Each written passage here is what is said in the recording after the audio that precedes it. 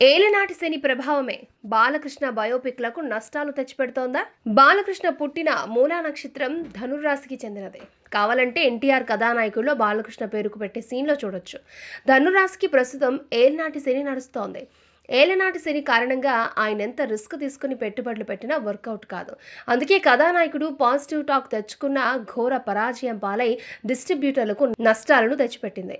తర్వాత విడుదలైన మహానాయకుడు పరిస్థితి కూడా ఇంచుమించు ఇలాంటిదే. బాలకృష్ణ ఎంత కష్టపడి నటించినా, క్రిష్ ఎంత శ్రమించి సినిమాలను తీర్చిదిద్దినా ఫలితం లేదు. ఇంత తేడా కొట్టడానికి బాలకృష్ణకున్న ఏలనాటి శని ప్రభావంగానే చెబుతున్నారు.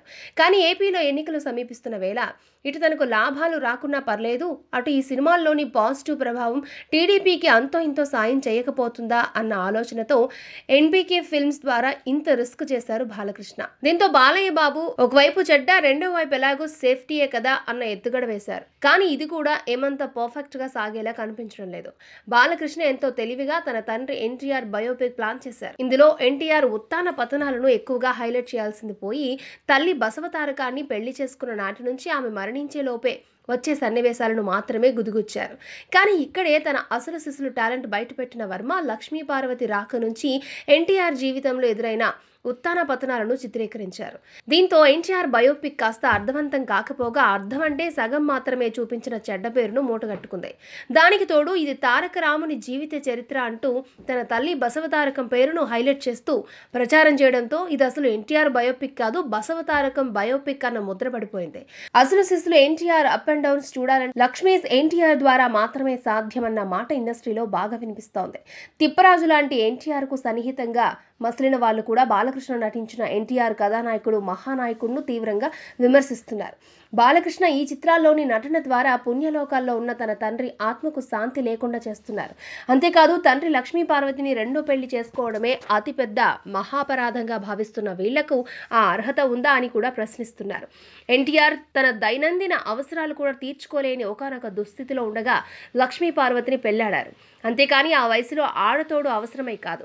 అదే బాలకృష్ణ తన సినిమాలో హీరోయిన్ గా పనిచేసిన ప్రతి ఒక్కరితో సరసయ్యాటలాడే వాళ్ళన్న మాట అందరికీ తెలిసిందే. అదే హరికృష్ణకు అనధికారికంగా ఒకటి, అధికారికంగా మరో పెళ్లి చేసుకుని ఇద్దరు భార్యలకు కలిపి 4 పిల్లల్ని కన్నారు. మరి తాము చేసిన శృంగారం, తండ్రి చేసిన వ్యభిచారం ఎలా అయింది? అయినా జరిగిన చరిత్ర చూపించడానికి ఎందుకంత నామోషి అన్నదే ఇప్పుడు బలంగా వినిపిస్తోంది.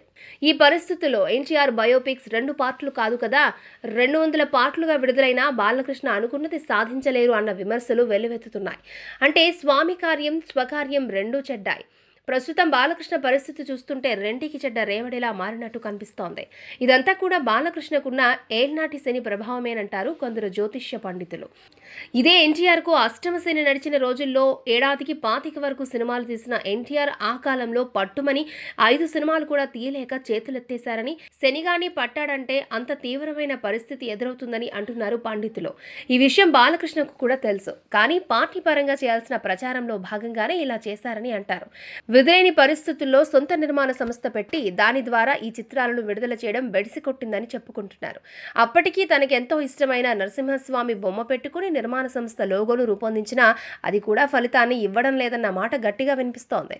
ఏలినాటి శని ప్రభావం అంటే అంత తేలికైంది కాదని, ఈ ప్రభావం కారణంగా ఏదో ఒక నష్టం జరిగి తీరాలని, ఇది ఒకందుకు మంచిదేనని, శనీశ్వరుడు ఆస్తి పదవితో పాటు ప్రాణ నష్టాలను కూడా చూపుతాడని, అలా చూస్తే బాలయ్య బాబుకు ఈ నష్టంతో రకంగా మంచిదేనంటారు కొందరు లోతైన విశ్లేషణలు చేసిన వాళ్ళు.